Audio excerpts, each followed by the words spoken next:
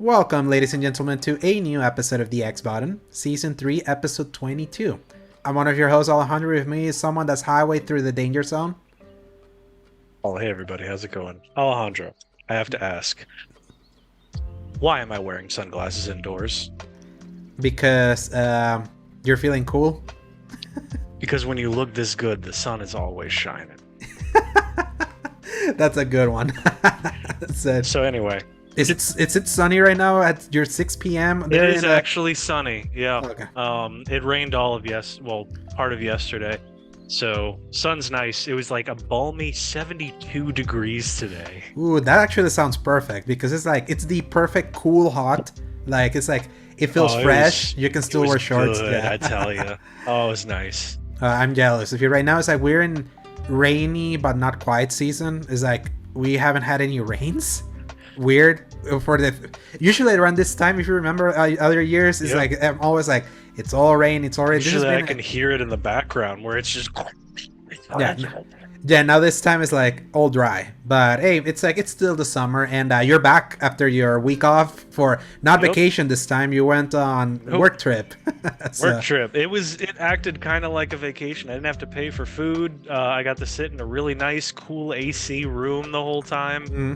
But there's a lot of work involved, unfortunately. So I was very tired by the end of it. Oh, I can imagine. That's always the thing with work trips. They sound cool in paper at first, and then when you're like 2 or 3 days in, and you're like, oh yeah, it's like we still gotta do this, right? So thankfully, because we didn't record anything ahead of time, like we had our buddy Sebastion from the Single Player Experience. He filled in for you, kind of like he did during your travels earlier this year.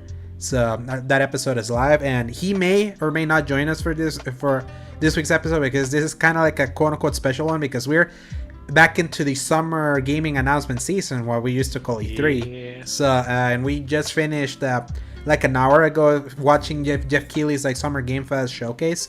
So then I went to eat, you went to eat, and now we get to reconvene and recap whatever we just saw. So but before we do that, just a reminder that this is the X Bottom Podcast, our gaming podcast that posts every Fridays from 2 p.m. onwards, God willing, available on the YouTube channel Escape Gaming, as well as most audio services around the world, Apple Podcasts, Spotify, and the like.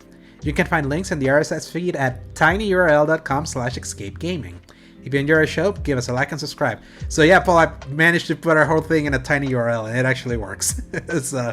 Instead of having to read the whole long podcasting.spotify.com/whatever the frick Praise that was. the Lord. So yeah, much easier to read. So Paul's like tradition. It suggests this time around we didn't do a library acts. One, because you were just coming up from work. Another one, I kind of didn't want to do one because I was just fearful that it may not be really worth it. And after we saw it, I think I was kind of right. But I don't want to be too harsh to start.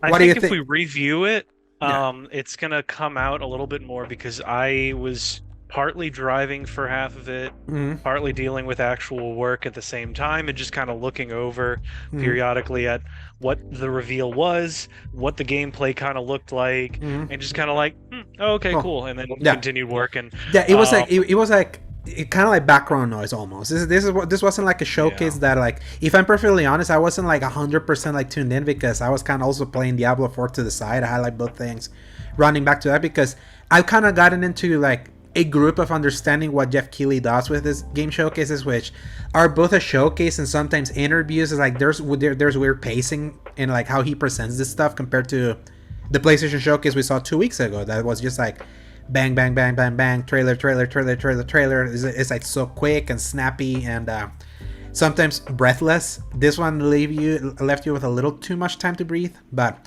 I'll say this, after analyzing and thinking a little bit more about like the showcase, I would say this one was better than last year's. I feel there were a few things here that I'm like, oh, I actually got something out of this, compared to last year where I really didn't get much out of it. So, and also the big grand reveal was like leaked ahead of time, and the big ending of this thing was like not leaked, but if you started reading the tea leaves based on like what a certain company was sort of doing in the lead up to this showcase and then stopping literally today, you could kind of like read into it, but even knowing that, it was still kind of like a cool moment that it actually happened, even though there was like some blue balls moments that happened halfway through the show, which is actually a super funny moment. But overall, it's like I don't know, like, if you agree with this. Like, this showcases that Geoff Keighley puts for Summer Gamefest specifically, you know what it gives me vibes of?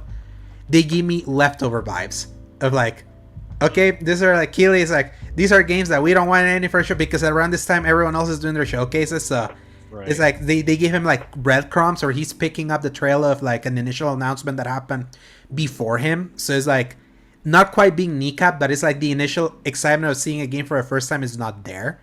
So that's continues to be a problem for Summer Games in particular, because it's weird. Like, games come so great for him in Game Awards.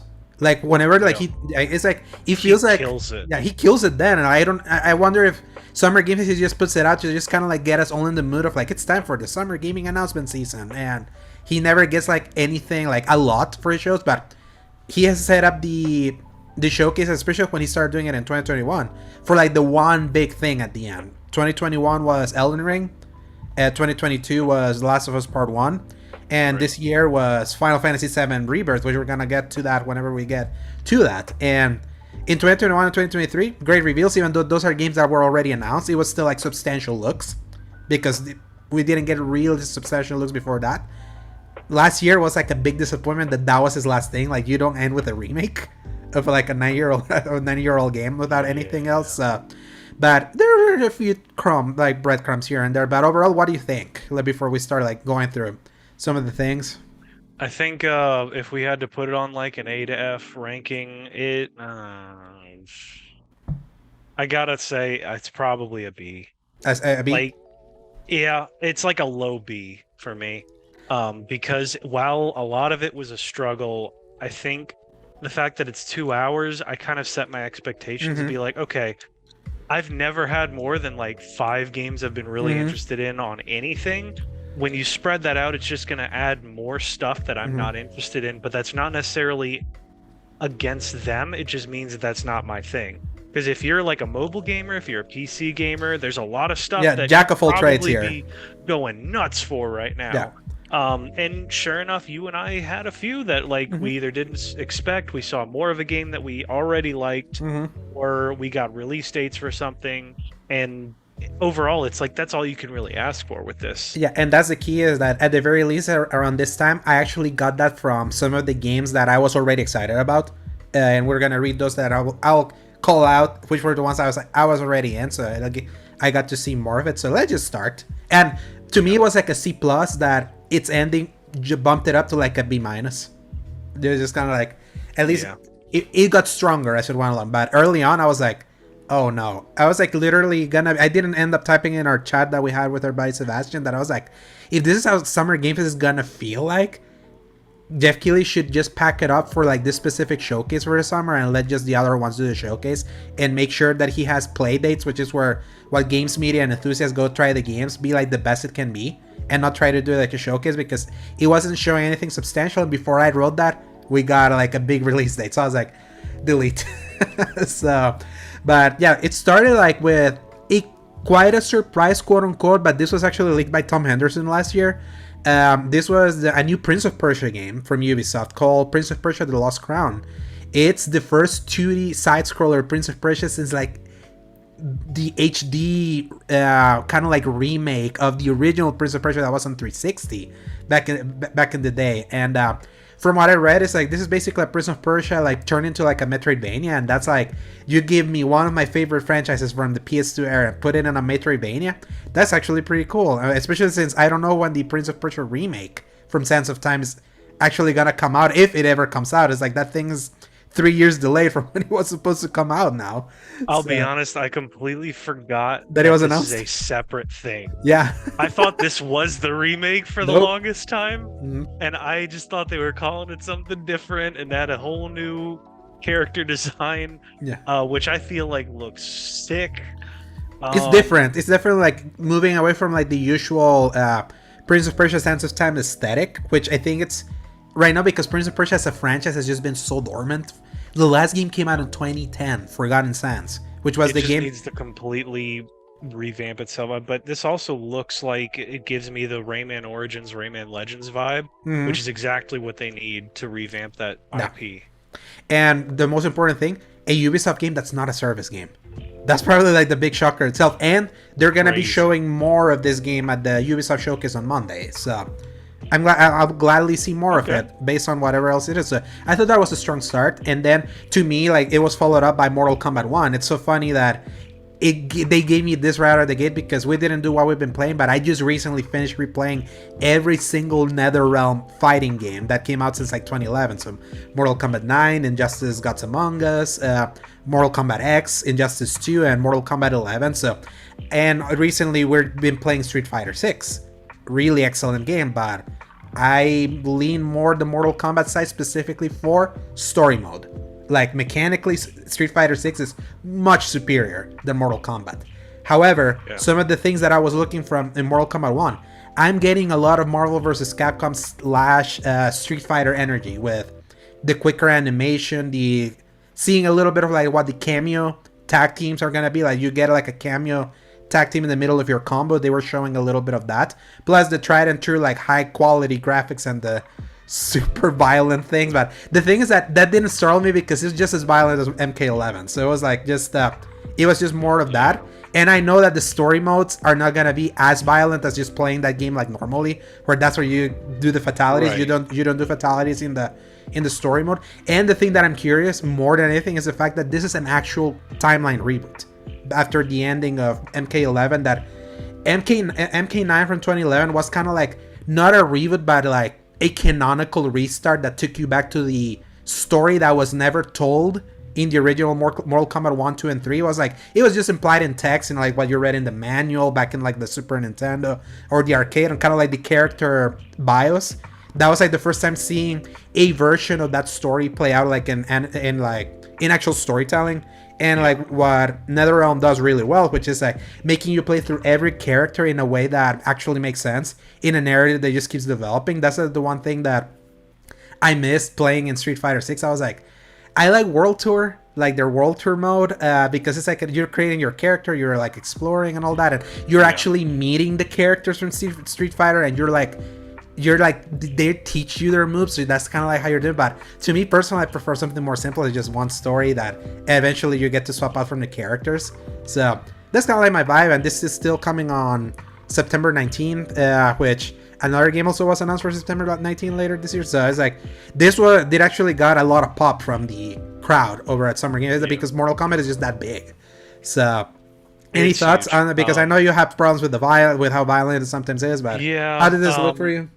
It looks gorgeous. I love a lot of the characters. I think a lot of my distaste for it was watching my roommate play Mortal Kombat 9 and 10, which is the one with the guy with the crazy fire whips that had chains and stuff. Crap. 10. Yeah. That was 10. Okay. Yeah. I watched him play a lot of 10, and after that I was like, I've seen enough. And you probably didn't see it. Yeah, and you didn't see it in story mode, which is toned down videos for story mode. So it's like for something like that, especially if we do our thing, I'm gonna play the story mode because I've seen how cool it is. Yeah, just do that. Because then if you move to like the just normal play, like arcade and all that, that's when you get all the gnarly stuff that sometimes is like in a dissonant way. It's like doesn't congrue sometimes with the story. Like Mortal Kombat X is like Johnny Cage has his daughter. It's like there's like this like very cool like father and daughter tale and like the coming of age of the new generation. But then when you're playing arcade, the same father will like rip the daughter apart like with gleeful abandon. It just doesn't congrue. But I don't play those games for that. Like I leave that just separate. Like I played them for the story, and what they do with story is really cool. And the fact that it's still canon. This is Mortal Kombat 1, but this is the new number 1 that's still like it's taking everything from like the last game, like what the ending of that and its DLC are. And the reimagining of some of the character relations, them saying that Scorpion and Sub-Zero in this new timeline, they're brothers. When before that they were like sworn enemies that eventually become respected allies after they come to understand. So they're tweaking around like what you expect from these characters, and I can't wait to see that, especially like with Fire God Liu Kang. that was that was shown with that. I am slightly disappointed that we're clearly missing out on that next generation that I kind of grew to really appreciate. I love Jackie Briggs, Cassie Cage. Yep, Cassie, and like a lot of those other. The guy with the chains. The guy with the chains starts with a T, and I can't remember it. And the guy with the bow and arrow, which was also like a cousin from a Kung Lao, or like nephew from Kung Lao. So yeah, there's a lot of those. And then the other thing that I'm probably the most excited about is that this means we are going to get a new wave of crazy crossovers. Yeah. I don't know if it's going to be the same people, because all of those were like really well picked. It was either like high action, super violent 80s action heroes. You had your RoboCop, your Rambo, your Terminator, and then you had like Predator in one of them also. Predator, that was Injustice actually, not the Joker. The Joker also the Joker was in that. Popped in. There's just a ton of them. So yeah, I'm really excited to see all of those and to see people really stretch for like what kind of crossovers can be done, because I feel like that's somehow like they struck gold in the fighting game community with who can they put into different things, and it just revitalizes people, because it just works. People who never would play the game go out and buy it because they're like, I like this character. I don't care. I literally already owned Injustice, the normal game, and I saw that the Legendary Edition was on sale, and I looked at the character list, and it was like Hellboy and the Teenage Mutant Ninja Turtles were there. I was like, damn you guys, and I bought it. Was $5. I was like, I'm buying this.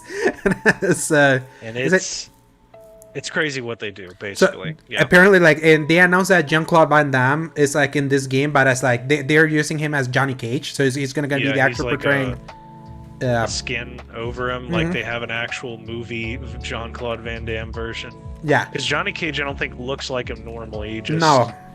He's just like it's just the generic like that was the idea, kind of like taking the idea of that generic action movie star and bringing him into Mortal Kombat. I have heard there's leaks that some of the cameo characters may be Peacemaker from the Peacemaker show, and Homelander from The Boys. And I would have preferred them to be full characters personally. Yeah, that's where it's gonna get messy, I think, because I do not like the assist idea. I don't think it's gonna be fun. Yeah, I like the idea. Yeah, I like the idea. I hate the idea of it. Characters being exclusive to that. Like they mentioned that you can like having the cameo of Sub-Zero, like within your combos, but you can still play as Sub-Zero. I would hope that some of those characters that they bring as cameos can still be able to sneak it for actual playable characters, because expanding the roster of Mortal Kombat is like what makes it so much fun. So we'll see. I'm excited for the story. Like story modes are like that's NetherRealms, like where they reign supreme. Like other fighting games are better mechanically.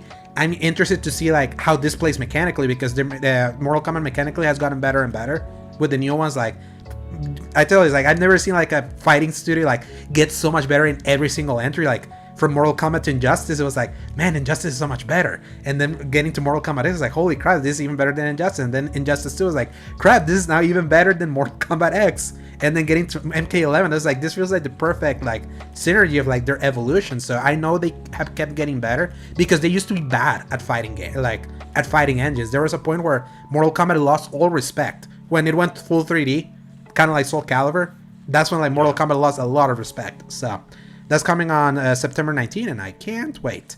And this was one that I was already sold just based on the first trailer. So it was like, I got to see the gameplay now, so good to go. Path of Exile 2 was the next game announced. So obviously Path of Exile is the Diablo-style top-down ARPG that's actually free to play. Path of Exile 1 has been like long running. It's popular. There's the free version is also on PlayStation if you want that. I think it's also on Xbox. They didn't show much. It was just like, yeah, this looks like Diablo, just colorful, because Diablo, at least you're still in Act 1, right? Like the snowy area, or do you? Yeah. I think I just crossed over into like a foresty looking place, but I don't know if that was just like happened to be part of the storyline, or if that's actually the next region. But yeah, Path of Exile, I knew of it, but I didn't know anything about it. And also this and the next like one item I missed out on before I stepped back in. So it doesn't look like I missed anything. Yeah, they didn't show much. It was just like, yeah, it looks like that, and they just told us that we're gonna find out more on July 28th. So I'm like, they announced a showcase for this. What does it mean? It's just like, yeah, just find out more on July 28th. So it was like, but it definitely looks prettier than the first one. So then obviously Street Fighter 6 just came out, and now we're finally getting like some quote-unquote additions to it. And what they announced for Street Fighter 6 is the fact that later this fall, like Capcom is doing like something called Capcom Collab #1, which is like they're collaborating Street Fighter with another of their franchises. So in this case, one that it hasn't even come out, which is Exoprimal, the dinosaur game that's coming out in July this year. That's also going to be on Game Pass. So what they show in that collab is you see Ryu with like machinery look to him, like he looks like an Exoprimal. And then they show like some scenarios where he's like fighting some of the dinosaurs from Exoprimal and some other skins from other characters that also have kind of like that metal look from Exoprimal. So that's coming on the fall. It's like right now Street Fighter 6, I would say the initial roster is a tad anemic, like from what because I did all the arcade real quick of that game. So I was like, this is a decent size, but if I remember correctly, 4 and 5 had bigger rosters, but I would have to go back and look, or you can correct me if I'm wrong. I know they built on it over... I'm trying to see where they all are. Let's see. 1, 2, 3, 4, 5, 6, 7, 8, 9, 10, 11, 12, 13, 14, 15, 16. That's 16 characters. Yeah. So that's like a good lineup for a fighting game at release. To start. Mm-hmm. Well, I think what some people are complaining about is that half of the cast are new characters, which they clearly want to do that intentionally to step forward and then probably re-release old characters as DLC. They're totally doing that, yeah. Because they've already confirmed that, and I'm pretty sure all of the ones for DLC are original characters or like people from past games and stuff. So it's like, sure, it's whatever. I don't mind it because I really like a lot of the new characters. The roster in this one is really fun to play. Like I did all the arcade with all of them, and it was like fun to, especially with the modern controls. That helps a lot to be able to do a lot of the abilities. So, it's apparently a hot button topic, but at the same time, I'm very glad for modern controls, even though I am trying to force myself to play classic because I've never touched a Street Fighter game. I touched it again. I was like, back to modern. I was like, because modern to me makes it feel like Mortal Kombat. So being in that mindset, I was like, I want there to be a little synergy, especially since Street Fighter is such a solid mechanical fighting game. So that's coming in the fall. Then this thing had leaked already or announced. It was the Nicolas Cage showing up for Dead by Daylight. I knew I'd heard of that before, so I was confused when they were announcing it like it was a big deal. Yeah, that's what I was wondering. I was like, was this one of those like Keighley got screwed by a leak? Because this was a while ago. Like I'd seen this a while ago, so it was like, okay. But then he did the Keanu Reeves moment of actually bringing Nicolas Cage like onto the stage, and I'll say that a little too long. The segment, I was like. This was the moment where I was like, man, the pacing just got killed here, but I'll get to it. Like, at least Nicolas Cage has something in him that is like, so charming and so like interesting to hear that I was like, yeah, the pacing got killed, but I'll give you this one because it's Nicolas Cage. And I have a couple of things to think about it. One is that it's so funny to hear Nicolas Cage say openly that he just has no idea what's going on with any of this, but he's like, it's crazy. There's like a whole environment of new people that don't know about me yet.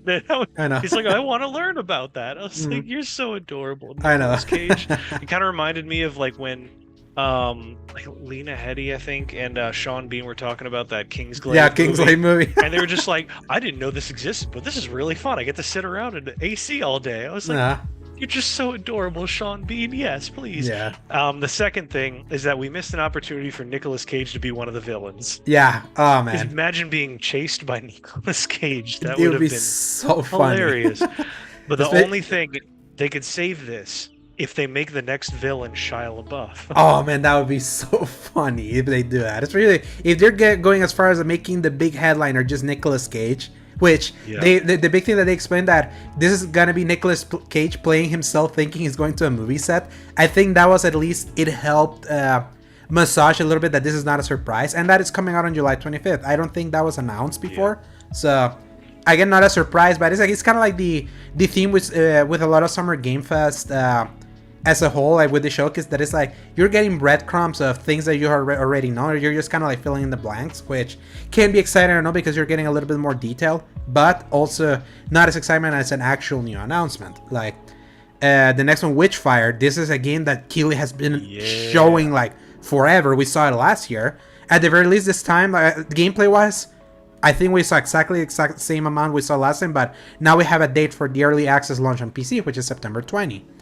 I feel like it looks a lot better now. Yeah. I don't know if that's just me, but it I don't know, the sunset look on it while you were blowing demons away Doom style. I mean, just that first screenshot of like the character that I think you're playing as with that mask. Yeah, it looks cool. That is such a cool aesthetic. Yeah. I can't wait for this to eventually make it to consoles. And eventually, when we hear early access launch, it means like, all right, PC already get his dips. Yep. We're getting close to where we're getting there. So we still have the opportunity to hopefully patch and build things up as they go. And then Crossfire's Sierra Squad. This was the VR Crossfire game we saw at the PlayStation Showcase. It was like, okay, very cool. Call of Duty style, like Black Ops live action trailer. And but I mean, like for some people, like good for them. Yeah. But yeah. And I think the only difference here was that they actually put a date on it, at least date, quote unquote, that says it's coming out 2023. August. I don't remember that being there. And then quickly we got to see Remnant 2, and they actually gave it a release date, July 25th. And Paul, this summer is insane. Absolutely insane that we're getting like actual games releasing during the dead periods. Like we're getting too spoiled. Is every summer from here on out is gonna suck afterwards. But a little bit of a tangent rant in here is like the way they presented Witchfire, Crossfire, and Remnant. They played like ads that I could usually tune out. The fact that it had actual information in it was like weird thing because usually it's like, oh, ads, I'm gonna not pay attention. And then when I looked back, I was like, wait, they actually announced all of that just like that quick? Okay, that's weird. And it played out like the ads that he has to play to pay the bills. So yeah.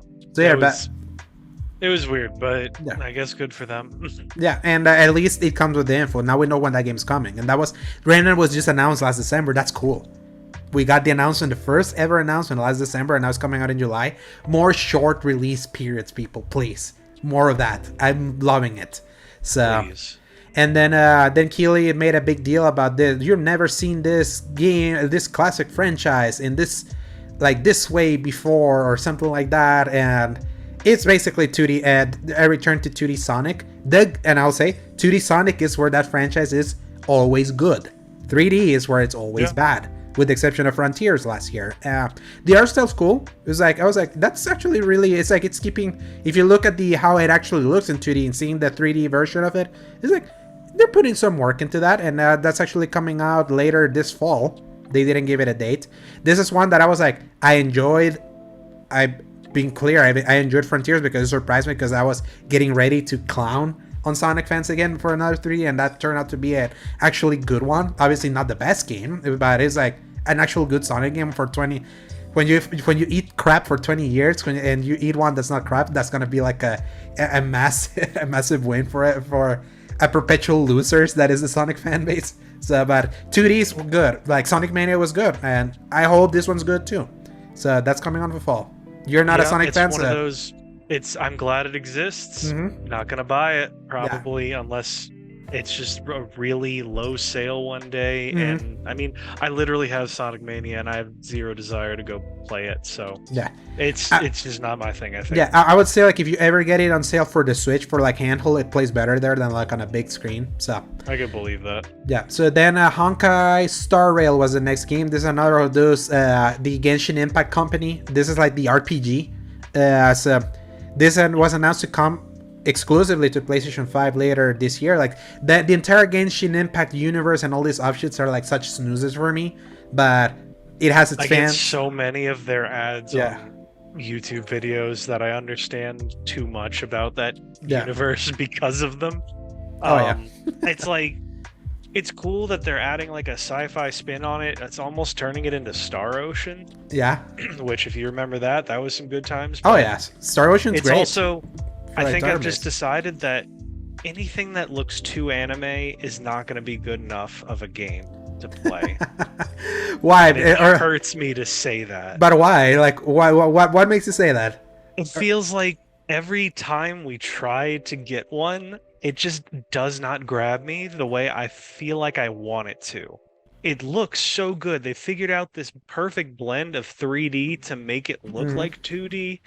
But like, what was the things that we got? The Tales of Scarlet Arise. Nexus, Tales Tales of of Mhm. Arise, and those are the two that are recent. But even after that, I think I tried on release. The one that Code all of this Vein. is based off of. Oh no, Genshin Yeah, Impact. Code Vein, and Genshin Impact, Mhm. and ever since, I just all of it just feels like just junk food in Yeah, the worst possible way. yeah. I feel Like like we to. call other games junk food. Mhm. That is like that gives me more sustenance in some shape and form than any of this does. It's great, it's beautiful, it plays great or whatever, and I just feel empty whenever I try playing any No, of it. these are you feel them. You feel of these games like entrees then instead of like junk food.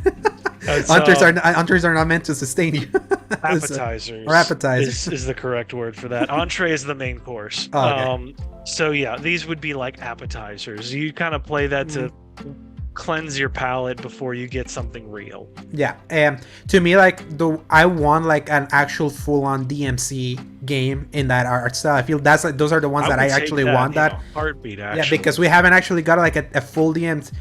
Kind of like why I enjoyed a little bit Valkyrie Elysium last year was that even though there was so much blandness in a lot of the art style, like there was still also some anime art style with like the characters that was like it was getting close to kind of like the kind of game that actually grabs me from this kind of art style, and we still haven't gotten that. So I get what you mean. At least to me, in the MiHoYo Genshin Impact verse of games, snooze for me, but that was there, and that's coming for PlayStation 5 in Q4 2023.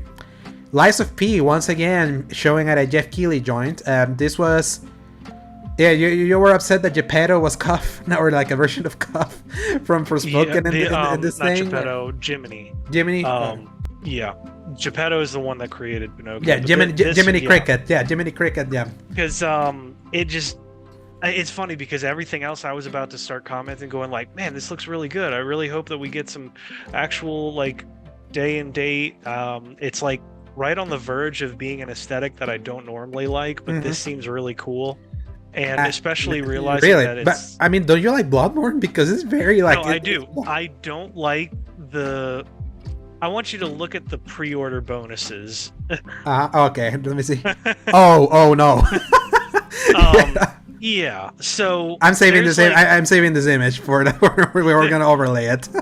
So, there is this little bit of Life of P in that like style that can look ridiculous, but it's because they've changed enough of like the main character's look and some of that to have the cool coats and things that make it look more Bloodborne. But then they have like that weird teetering side on like circus aesthetic, and I'm not a fan of circus, but that's like such a core part to but that was Pinocchio just that you're not going to avoid it. Yeah, but that's mostly right now just what we see in the pre-order bonus, because the actual aesthetic actually the big thing about what they show up here is that they finally gave it a solid release date that is solid, because last time we knew it was going to be in August. It got delayed to September 19th, the same day as Mortal Kombat 1, and a demo dropped. Actually, I downloaded it. I did see that, which is really good for them. Yeah, I downloaded it. It's 19 gigs. I played it a little bit. It's so Dark Souls / Bloodborne that it's not even. It's like you're gonna feel at home playing it. It's like the exact same control scheme, exact same camera move. There's some interesting like mechanics that they've added with like the arm that your Pinocchio has, and you get to choose like from 3 different play styles. Like, it actually shows like a great sword. You can like you like great sword. You should try the demo. It's actually interesting, and it's coming to Game Pass. So this is something that we could try more like over on Xbox when we get there, and then if we like it, we could buy it for to play it in the system that we actually play on. But September 19, 2023, so a slight delay, but still coming out this year. So Sandland was the next game. You immediately recognize it because this was a manga by Akira Toriyama, and they made a big deal that they're building this thing on Unreal Engine 5, and there's just something about Unreal Engine 5 and deserts that it's so funny that that's just what's mixed. And look who it is. He is joining us right now. Hello. Welcome, Sebastion. I see you are playing B-roll footage of Hi-Fi Rush. Yeah, he's like flexing his green screen. And are you muted? Yeah, you were. Yeah, I was muted. Sorry about that. Our buddy Sebastion joins in. Like, how you doing, Sebastion? We were waiting on you. We're talking about Sandland, so we're kind of like into the show. Just that before we continue in Sandland, Sebastion, what were your thoughts on the show before we just continue this recap? So. There's a little bit of something for everyone. And I think, as I was reflecting, eating a little bit while, just going through the rigmarole, kind of marinating on what we saw, I kind of thought to myself, I'm like, if there probably was one announcement, at least for someone in that showcase. So I think it's a little balanced out. None of these showcases are going to be perfect, especially with Summer Game Fest having to also pay the bills and everything like that. I don't think this was ever going to be a 5 out of 5 or a 10 out of 10 style showcase. No. But from what we saw, I came away with like maybe 3 games that I'd actually check out. So I think that's the positive here. I think it was a decent show. Yeah, for a showcase that's such a jack of all trades, like giving you such a wide swath of games.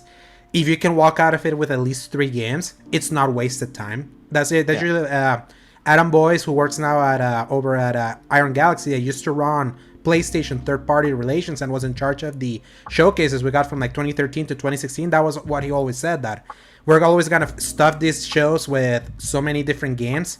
If anyone that watches this at least can get 3 out of 3 games out of it, even if it's not the same 3 as other ones, we see that as a success. And I think that's the definition of this. I still feel like in presentation, I feel Keighley could still like managed to like tighten up the screws a little bit with with pacing and the way he's presenting some games, because sometimes games were presented well and then other times they were not presented as well. But this was also a showcase that the further we got in, the more interesting it got for me.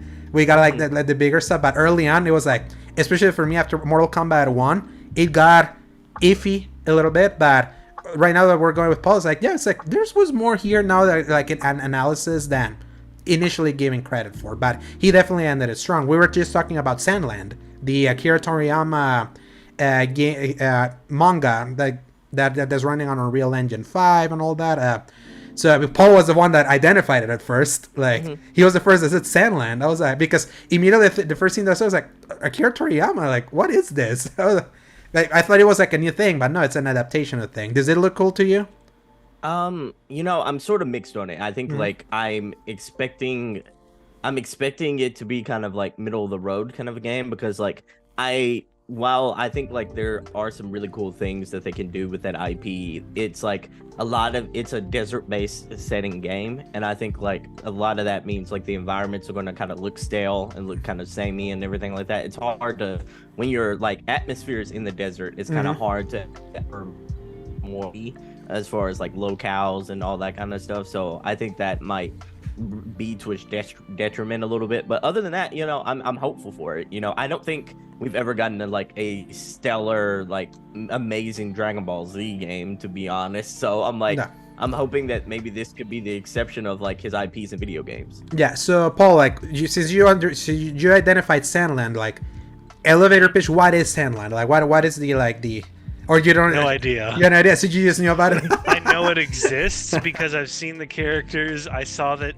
Akira Toriyama was making a new manga, and I got excited for him because in his advanced stage, he needs to be allowed to go away from Dragon Ball and Dragon Quest, which he just does the character designs for that, but really he just needs to be allowed to go make a new story for himself, because I realize now how important that is to allow somebody to do when they are known famously for one thing. Do you know he made the art for Chrono Trigger? That famous, yeah. So it was like, it's so funny that he's so known for like one of the most famous animes of all time, and also manga. But he's also like had some breadcrumbs here and there for other stuff, and Chrono Trigger like being associated to him, and that's such a beloved RPG. It's like he definitely needs to spread his wings a little bit more, because his art style is like so defining. It's like you can identify, like he has a signature to him that it's him. So you even see it like in Dragon Quest. So it's very clear whenever you see something, you go, oh,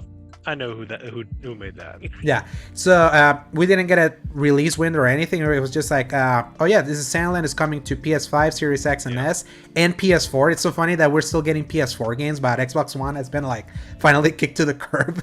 So that actually happened with Resident Evil 4 recently. It was like there was no Xbox One version. So, but it has the Series S. So there's that cheap version in Xbox for that, and it's in the Series S is actually good, unlike the Xbox One. So then we got an Annapurna Showcase announcement for June 29th. Obviously, like if you played or seen a bunch of Annapurna games, that I wish they had put the names so people could recognize. I recognize some of them because I've seen them, but you actually mentioned, Paul, it's like, man, I wish they had shown which games were these. I recognized like the first 3, and then after that they started moving faster, and there were a lot that I didn't know about, and I was just like, wow, this is great that they're showing it. Too bad nobody knows what that is, so they can go find and play it. Yeah, and the final game that that was in that montage, people are saying that may be their Silent Hill game. That it was kind of like announced, but that's the internet's spitballing. We'll know on June 29th. So true. Announcements of announcements for showcases in the Summer Game Fest showcase. Again, everything, like a little bit of everything for everyone here. Then we got 2 back-to-back trailers that looked very similar. We got Throne and Liberty and Warhaven. Like this kind of like medieval games. Was it Throne and Liberty, the one, Paul, that you mentioned that you wish it could be like an extraction game, like in our chat? I wish it was like a grounded For Honor style game with like you move, you have your stances. It's like very technical, but like more than just what For Honor is. Also the fact that For Honor is super old and barely anybody plays it anymore. So it was like one of those, I wish people actually took that gameplay style and kind of moved it past all of that, because whenever you add a lot of fantastical elements, there's this feeling of like making things more floaty and less like chunky whenever you're fighting. Not to say that you don't need to have really grounded stuff and fantasy elements. It just feels like you can't have your cake and eat it too, almost. Yeah. But yeah, that's kind of where this came from. And I was like, wow, this would be a really great idea. And then the next one was like, almost, but we're also going to turn into Dynasty Warriors. Yeah, and I feel the only reason these were like put together back to back, even though they look so eerily similar, is the fact that Throne and Liberty, it's actually on console, so PS5 and Series X, and you can sign up for a tech test. And the other one is just on Steam. So, but also like you just sign up for that. And these are so no Sebastion games, from what I know of him. So these don't do anything for you, right? This is not your kind of game, Geoff. Not really. Yeah. No, both of them were online mobile games, and I was just like, nah, this is not something I'm going to be into. If they were like, Dragon's Dogma style games, I'd probably check it out. But as it stands, nah. Yeah, because at least Dragon's Dogma is like a full-on single-player action RPG with a lot to do. So afterwards, we finally got the second of the big, like, quote-unquote gameplay showcases that Keighley promoted early on, because he came in with 2 big ones, Mortal Kombat and this one. So Alan Wake 2. Obviously, Alan Wake 2, we just saw it at the PlayStation Showcase, and we got the release date back then. So the only thing we were missing is actually seeing the game kind of like uncut. This is again one of those that, to me, like, this looks cool. It's definitely it was weird to say when they said like, oh yeah, this is our first survival horror game. We're kind of like in the chat, I was like, wait, I mean, the first one technically was, but then when I got to see it, like, I get it now, because if you have ever played the original one, yes, it still has the mechanic of you have to like use the flashlight to like light up an enemy before you like finish it off. But the flow of that game is like an action game with like an annoying mechanic. In this one, you still do the flashlight thing, but now an enemy takes like forever to go down, like a Resident Evil game. So I'm like, yeah, it feels like you're gonna have to like scrounge more for resources in this one. It definitely looks pretty, but again, kind of what I see if they're trying to tighten up the screws with this show. Is like, I like that he had Sam Lake, the director, there, because there's something to be said about humanizing game development and seeing like the face of people that are in charge of these games instead of just seeing the game. However, he talked way too long with Sam Lake for way too little of the gameplay that we saw. I was like, wait, what? That was it? We heard more about Sam Lake than we saw. Again, I feel you need to like have equal amount of showing. How does it look for you, Paul?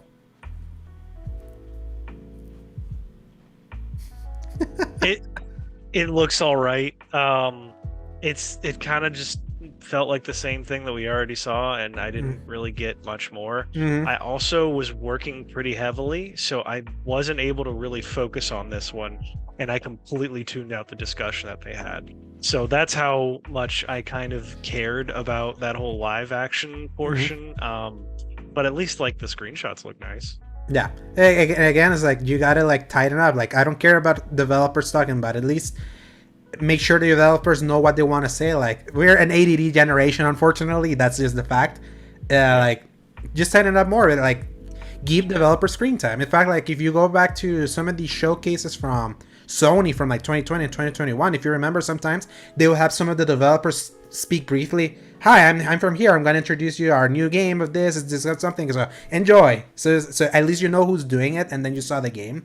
So kind of like how they did the Kena Breach of Spirits guys that introduced Ember Labs, and then we got to see that game. They should do a little bit more of that, because you put the face, it's not just trailer. Sebastion, if you've mentioned many times, you're a chicken when it comes to survival horror games. So this definitely is pushing more towards that. So this is definitely not for you. But me, that I love survival horror, is like, man, I'm eating well. I'm eating good. The date, the day that this is coming out now, after we learn about a big game that's also coming out 3 days later, puts me playing this game a little bit in jeopardy now. So, but yeah, it's like, maybe they will delay it. I would hope. So,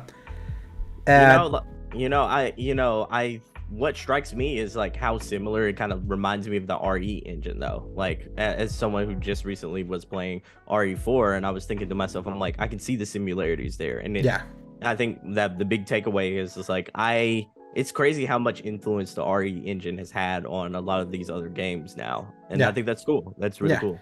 And it's good because the RE engine, like, probably the best thing about that engine has shows that it has made Capcom so efficient in being able to put out so many games, high quality games. Like, literally they released 2 games like that are like some of the best reviewed games of this year, with RE4 and Street Fighter 6, both games using the same engine. It's crazy that the same engine that powered Resident Evil is the same one powering Street Fighter 6, and that's a solid fighting game. So, and this one is made on Remedy's Northlight engine, which is like, if you played Control, is the exact same technology that they built for that game, and Quantum Break on Xbox in 2016. So they're building on it. Like, Remedy's putting out games relatively quickly. They released a third last year with the campaign of Crossfire X, but that was just like a contract thing that they did clearly for the bag.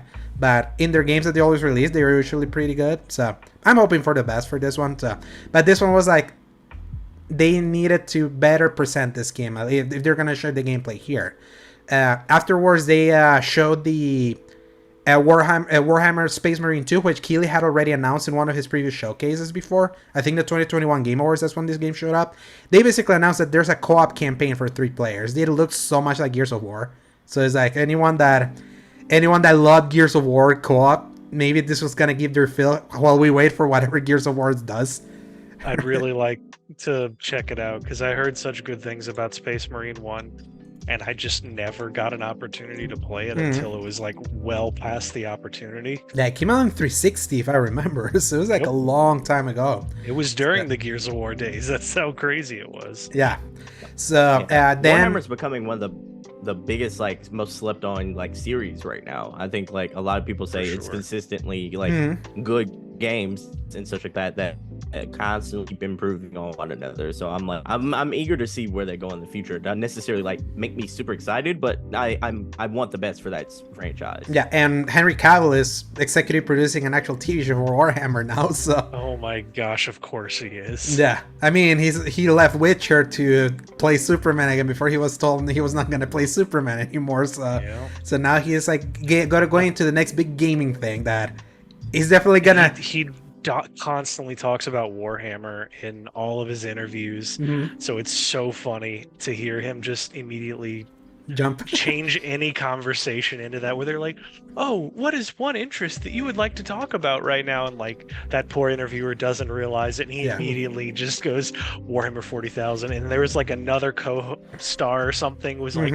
oh, what army are you running? And like immediately saw this unspoken bond between the two of them, as they didn't realize it. Yeah, there's just something about Henry Cavill that you cannot deny that he is an actual true gamer. I mean, the legendary story that after he had auditioned to play Clark Kent in Man of Steel, like he got the call that he got the job while he was raiding in World of Warcraft. I mean, he's done like videos of him showing his big muscles building his gaming PC. He's like, he is like a legit. He's like one of us. That's the coolest part, that he's an actual gamer. So it's like it's not fake. That apparently people find him kind of insufferable back on the Witcher set because he just won't shut up about how something isn't right. So it's like, yeah, he's just as much like all of us. He won't shut up. Yeah, he's like Sebastion when he went on his rant how wrong they got Brainiac on that Suicide Squad, killed the Justice League demo we saw earlier this year. That's rough. Oh yeah, that was rough. Yeah, and then this next game, this was the first one that you were like, ooh, I'm all about this. This was Yes Your Grace Snowfall, that kind of like pixel art side scroller like medieval game that they were showing here. That's out on 2024. If I remember correctly, it looked like I don't know if it's quite just a side scroller. It feels like a side scroller RPG, just based on like the screenshot that I'm seeing here in the War in the Warrior 64 thing. More like almost dialogue based. I don't know really what is going on here, but I also barely missed it. And played the first one. No, I didn't. Oh, there's there's a first one. Yeah, so like the Yes Your Grace was like a bigger like title on Game Pass in the indie space. Okay. Yeah, definitely not a wheelhouse fault. So yeah, that's almost why probably it showed up here at the showcase, is because like Yes Your Grace is more like a side scroller, but it's more about the decisions you do, more about like how to raise your kingdom, and those decisions play a big factor later on as you progress in the game. That makes sense. Yeah. So kind of like Pentiment a little bit, like very much so. I would call it very similar to Pentiment. Okay. Well, so yeah, that's you can wish list it now for 2024. Then the next game was John Carpenter's Toxic Commando, which was basically one of those like first-person shooters that you're mowing down like a million zombies, and like the big thing was that John Carpenter was doing here. And if I remember correctly, John Carpenter is like associated with like zombie slaying, right? Or just horror in general. I'm not big. The guy that did The Thing, isn't it? Oh, okay, yeah, that's why that name like popped. Nothing about The Thing in this thing. It was just like zombies, zombie slaying that. Yeah. I did not find myself interested in this at all. At first, they were like, "Oh, John Carpenter, that sounds really cool." And then everything after that, I was like, "This is nothing to me." Yeah, it looked generic. It was like it wasn't like as big a deal as they made it out to be. If I'm perfectly honest, you agree, Sebastion? Oh yeah, for sure. I mean the John Carpenter IP. I heard rumors that they're trying to make him into like that franchise into the next Tom Clancy of games, so to speak. And this looks like the first step towards that. I don't think this is going to blow anyone away though, based on what we saw. Nope, not even close. Because it looks so generic. It's like I feel I've seen this game before. It's then afterwards we got to see a little bit more of Baldur's Gate 3, which I'll say this: I don't think this was a good way to show this game, like how they showed it here, how they showed it back at the State of Play last February when we heard that it was coming to console. I felt was more interesting than how it was shown here. It was like, ugh. I mean, I'm excited for it because Baldur's Gate is like such a storied RPG franchise, and they didn't need something that could like limit the excitement. But at least it's still coming out on August 31st.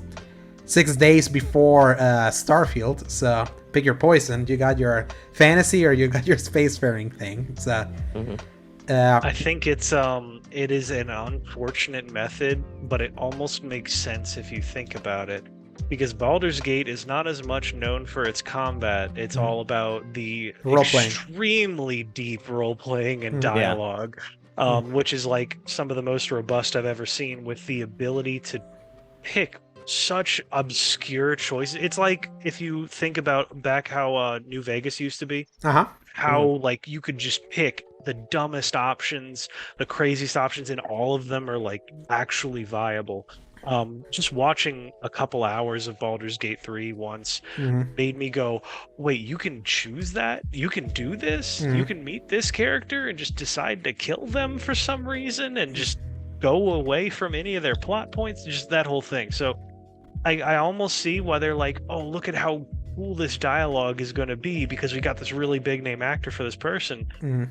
But also, that's great, but where's the rest of the game, guys? We don't have to wait long. It's end of August, and this has been highly celebrated over on PC. So glad we're getting it on PS5. Then afterwards, this was the moment that took this show from a C+ to like a low B. Spider-Man 2 show up, quote unquote, here. I wouldn't even dare say that they really showed up. This just felt like, if I'm perfectly honest, it was them being like trying to make up to give us some of the detail that was not there in the big demo we saw at the showcase. But it was the final detail that can allow me to finally get excited about this, and it was the damn release date. October 20th, 2023.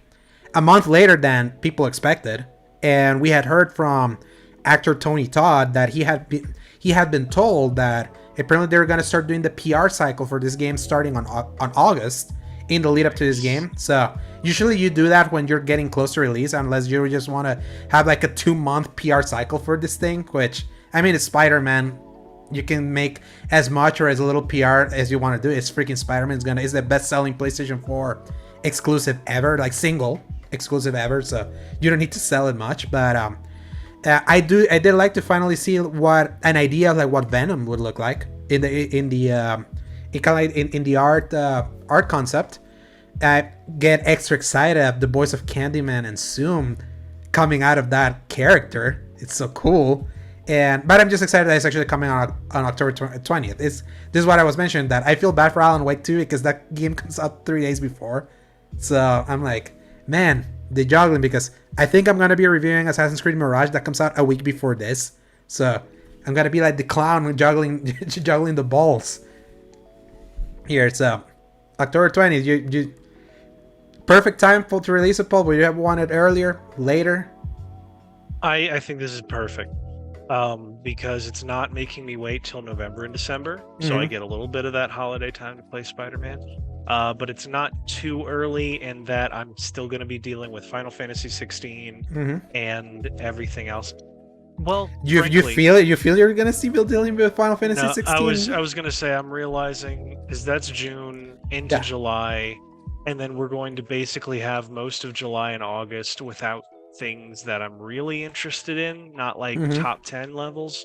And then it's not till like September. So if I could pick it in a perfect world, I would take like August, like mid-August. Yeah, I wouldn't have mind September, because that was such a perfect release for the last game. The last game came out on September 7th, 2018. So, but I'm just glad that there's no doubts now. Obviously, there was a little bit of doubt when they just put fall 2023.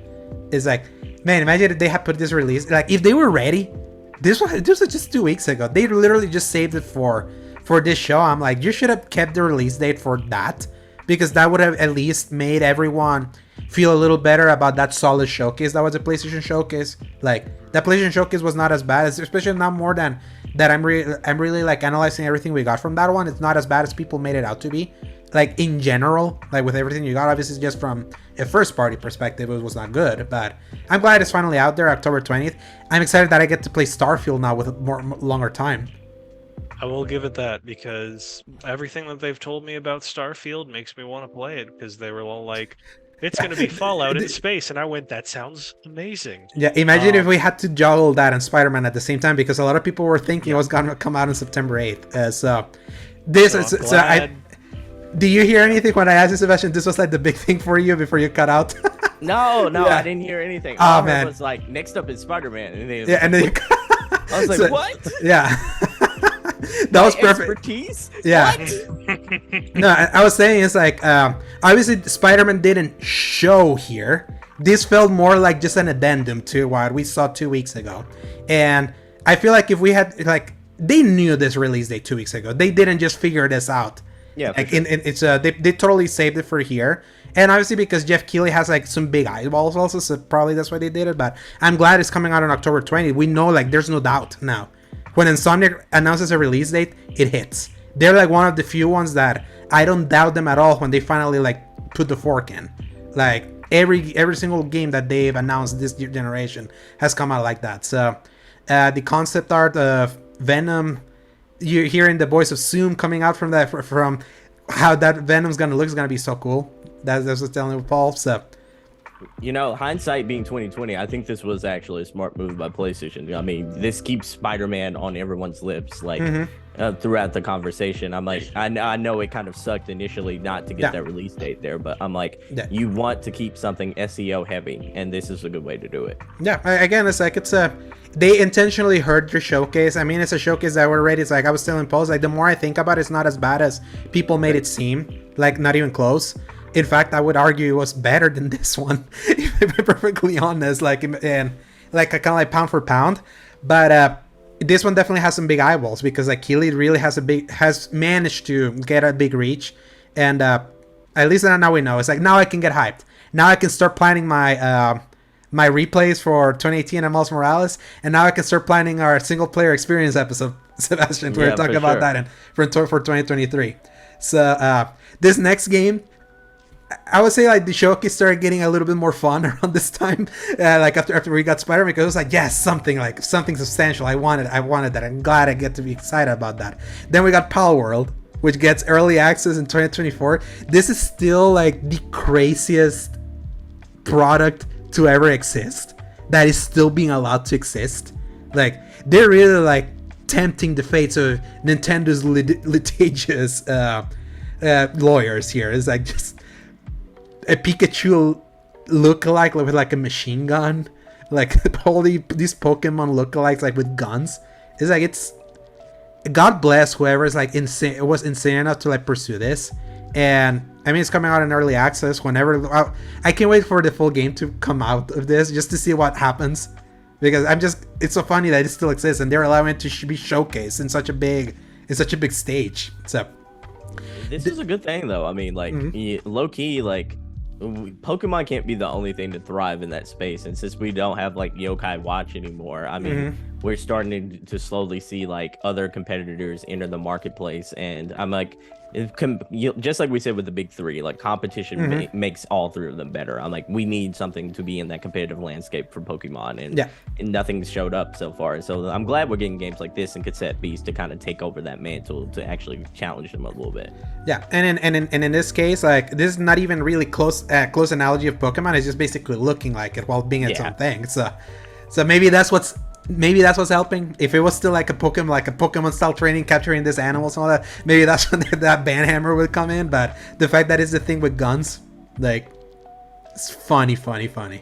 Then this next one was, I would call it, this was Blue Balls. That's what I call it. It's like, I hate that this version of, basically this retelling of the Final Fantasy VII story, the original one, not the remake, because the remake one is like a completely, it's really messing around with like the timeline of events and all that, and this is like a legit remake of that original story. It's just on mobile. So Ever Crisis, we've heard about Ever Crisis like forever ago, and this was just telling us that they're doing like a beta test for Android on June 8th to June 28th. I'm like, why do you need to do a beta test for like what's basically a remake of a turn-based RPG? But it's Square Enix, and Square Enix is weird. But it definitely led to like one of the like biggest cockblocks of the showcase when Geoff was like, so speaking of Final Fantasy, and then everyone was like, ah, and he was like, DoorDash got you. That was truly amazing. That's the thing. Like, Keighley, the things that Keighley knows how to troll. Like, there's something that Geoff Keighley knows, is that sometimes he got the finger of the pulse of some things that can rattle people in. Like, he knew how much people were gonna enjoy him having the Elden Ring trailer 2 years ago. So he likes playing into expectations. So that was a good one, because he hasn't been able to play with an audience, because he's been doing the showcases without audiences for a while, until like Gamescom. That was the first in-person audience thing since like 2019, because of the pandemic and all that. So that was obviously teasing what was coming near the end. But I was like, when he did that, I was like, and then I was like, it's suspect that the Final Fantasy VII account has been like teasing weird stuff for 7 days about like the game, and it just ended today. And they're like, yeah, we might say something soon, and then the banner of that thing disappeared. Everyone was like, it's showing up here, isn't it? And obviously that's why they ended the show, but we'll get there. Then they showed a little bit more of Vanishers: Ghosts of New Eden. This is the game by Donut, the guys that made Life is Strange and Vampire. This was already announced before by Geoff Keighley. I don't remember if it was in Gamescom or in Game Awards, but this was them giving it an end of 2023 really like release window. I still say no date, no hype, but at least a window is like close to an idea. It seems really cool in concept. I don't know how much fun it's actually going to be. There was this moment with the combos that I really liked, and then I don't know, there was just some like red flag in the back of my mind going, this doesn't look right. Yeah.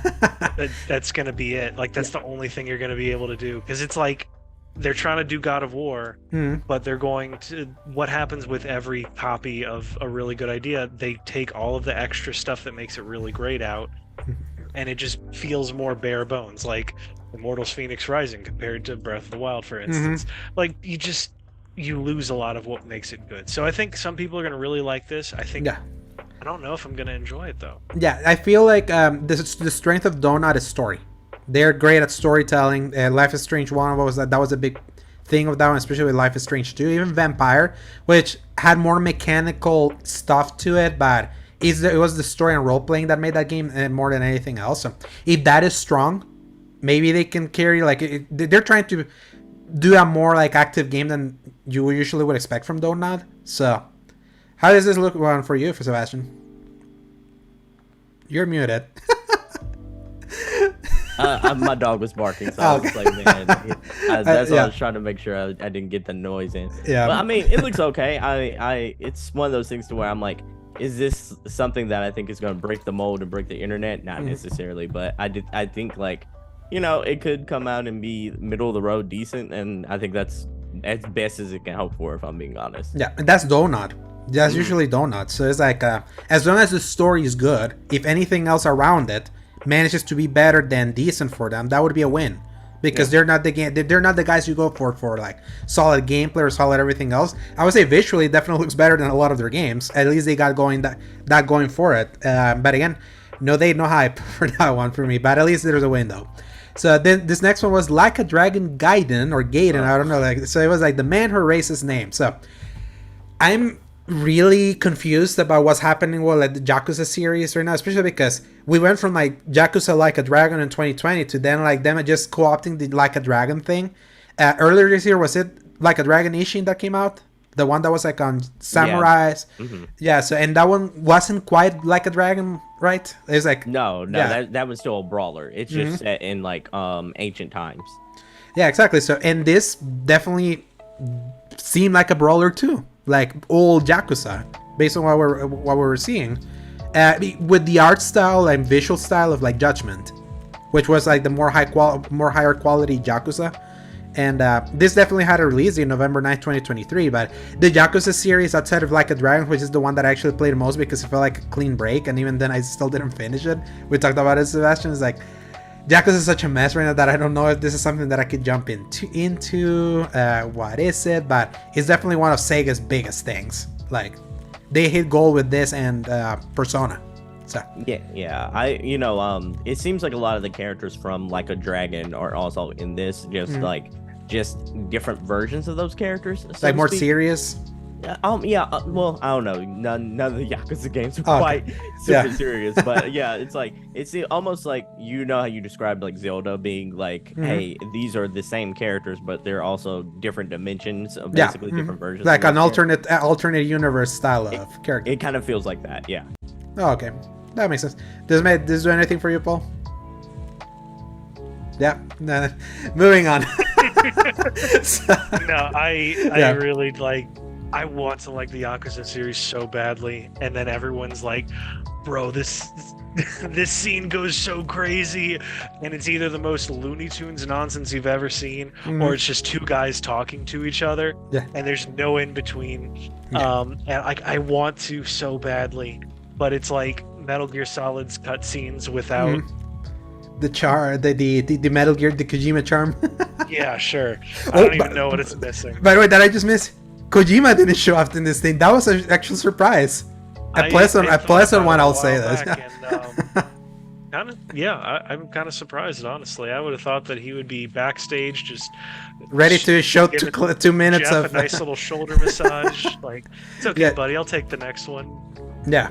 Hey, he might not have anything to show yet. Friend. Yeah, I'm glad. If he didn't have anything to show, it's better to just to not show up instead of just kind of like being like. That's why I thought he was going to be here, because he clearly doesn't have anything to show. However, that has not stopped him before from just showing up and saying something. I will say that he did show up at the Apple keynote earlier this week, so maybe that's what happened. So he used his appearance to show up on Mac to say that his games are not gonna come to Mac, which Mac, like, Apple's actually like reinforcing the Mac platform again to be gaming platform after they've been gone for so long, or not being like an official gaming platform. But I don't care about Apple in gaming. I only like their phones. So yeah, moving on from that, and also like a Dragon Gaiden, Under the Waves. This is another underwater adventure. Was it? Do you know if this was announced before? I don't remember this being announced before. Or maybe it was, yes. I remember saying that I liked the idea of it, but I don't think we had more than just like a second of gameplay, if I'm remembering right. But just like the idea where it's like this kind of cool stylized look, but it's clearly got some horror undertones going on. Some Nautica. Yep. But see, that's what, because I hate the survival elements of Subnautica so much that I don't want to play it. But this idea is always really cool to me. You look at Soma or something like Bioshock. Yeah, Soma was so cool. Weird oppressive environment that deep sea gives you is like so interesting to me, despite my crazy fear of things deep underwater. Yeah, I have deep sea phobia, just like you. That's like the thing that like really terrifies me. Every game that feels like I have to be swimming with like a bunch of nothingness beneath it, I always have that kind of like you get those tinglings down there, like something's gonna show up here. I tell you, I did not appreciate Kojima when he had that director's cut cutscene. With the whale coming at Sam for a second before he woke up. No. Oh, no. Thank you. So about Under the Waves, like, this is a game that I got a little preview of when I was playing Fort Solis. And like, oh really? Yeah. Over at PAX? Nice. Yeah. So I'm like, during that season, it wasn't officially at PAX, but like, no, this is like, I was talking to people around that time frame, and they were like, there's gonna be a wave of games kind of very similar to Fort Solis and Under the Waves, where it's very like structured and narrative driven, like almost very much like IO interactive, like cutscenes, but with like very much a concise narrative that you're actually following. And they're almost like, it's almost like the high budget AA productions, because like the characters and the actors are going to be very much in the high production value, but it's only going to be like 5 characters in every single one of these or games. Even the AAA, like I'll calling the AAA indie. So yeah, if I remember now, this actually wasn't a Geoff Keighley thing. I think it was in Gamescom last year, just briefly. So yeah, that's coming out on August 29, 2023. The year is like slowly filling up for the rest of the year. Really, really solid. Then Call of Duty Warzone Season 4 snooze. I had nothing to say about this. You completely stopped playing also, right, Paul? Like, I completely stopped with Modern Warfare. Yeah. It not only because it takes so much storage space, but I realized that I think Call of Duty is exactly the reason why my hands started hurting. Between jumping between Modern Warfare 2 and playing Destiny 2 at the same time, my hands were getting zero rest, and I had to cut one of them out. And so Call of Duty went, and now I've been cutting out slightly Destiny 2, and my hands are starting to actually feel a little bit better. So I'm going to take that, because Diablo I can play practically with one hand. Street Fighter doesn't require somehow as much, despite all of the crazy spins and stuff. It's like, depending on the character you play as, you might not need to. And then, of course, modern controls completely change that as well. So yeah, Modern Warfare is dropped by the wayside unless they really give me some reason to come back. Shocked that they didn't announce the new one that's supposed to come out. I wonder when that's even happening. That's this year too. And he even said that. It was like, yeah, there's a new Call of Duty happening this year, but we don't have it here. We're just gonna talk about the new season of Warzone. But how I know that things are not going well with that, even my brother stopped playing. And remember, he was the one that was playing competitively and making money out of it. So that's when I know things have not gone well with that. You're not big into this also, right, Sebastion? I've played a couple of them, but no, I don't. No. Zombies was my like Call of Duty mode, if I'm being honest. Like Zombies was cool. Zombies was real cool. I was huge into zombies back in college, but I haven't ever since like. Ooh, with the whatchamacallit, with like the Easter eggs and be finding all the secrets in the maps and getting to play with friends. Yeah, Zombies was awesome, especially with Black Ops 3. Oh yeah, well, opening up the box and like hoping you actually got the ray laser gun and the ray gun. I was like, come on. Oh no, I gotta go back. Yeah, like I used to love playing that. Or that one map that you got like the special bow and arrows. Oh, that was like so dope. The exploding ones. The exploding ones. Yeah. Yes, that was. So my brother was like a savant for zombies. I would always play with him. Like I would do the local co-op with like the actual console co-op, and then have him online join our 4-player team, and he would be the one chirping us through that. Zombies was cool. It's like it sucks that Zombies hasn't been at school since then, like for some reason. I didn't know they still did it. Yeah, to be honest. Yeah, they still did it with Black Ops Cold War, but Cold War was just not well received, and not even Vanguard. They did Zombies there also. So big bad because they were tied to Call of Duties that at a time where the franchise started like going down the drain. Modern Warfare 2 had initial hype, but also went down the drain real quick. So Call of Duty is like an interesting position right now, like especially when a certain acquisition is still happening. So if it's going down the drain, like I wonder if Microsoft is gonna love acquiring something like in a clear downward spiral. So in popularity especially, but it's still enough popularity to announce a trailer for a new season in one of these showcases. So Porch Xbox Series X not for sale, up for sweepstakes. They showed this like really god-awful looking Xbox Series X that had a 75 Porch. I'm like, I feel they could have had cooler colors than that, especially because there's just something about the Series X. I've seen the thing, like, even from a solid color perspective, I think that console's actually really nice. So I don't know why they were thinking of that, but good thing they're not selling it. I doubt they would sell it. But hey, anyone wants to win as Xbox, you can join at porchxboxsweepstakes.com. Then we got Fae Farm, this like farming simulator game that was announced for Switch. That's also coming on PC on September 8th. Farming simulator games do nothing for me, so is it anything for you? Moving on. If I was a kid, I think I would like the idea, like coming home from 6th grade. It's like the Neopets of this modern day, you know? Like Club Penguin. Oh, goddamn Club Penguin. I remember that so well. When that took my high school by storm. Oh, man. And even my family. Yeah, so that's coming on September 8th. Then we got to see Ben Brody, the chief development officer from Second Diner, the guy that from Marvel's Snap is what it's called. Marvel Snap. Yeah, so that big card game that I see a lot of people still play. Starts his unskippable YouTube videos with, "I am so excited to tell you about this new thing." Every time, exactly. You've seen it that much. I've heard it. There was a point where that was the only one coming up every freaking advertisement.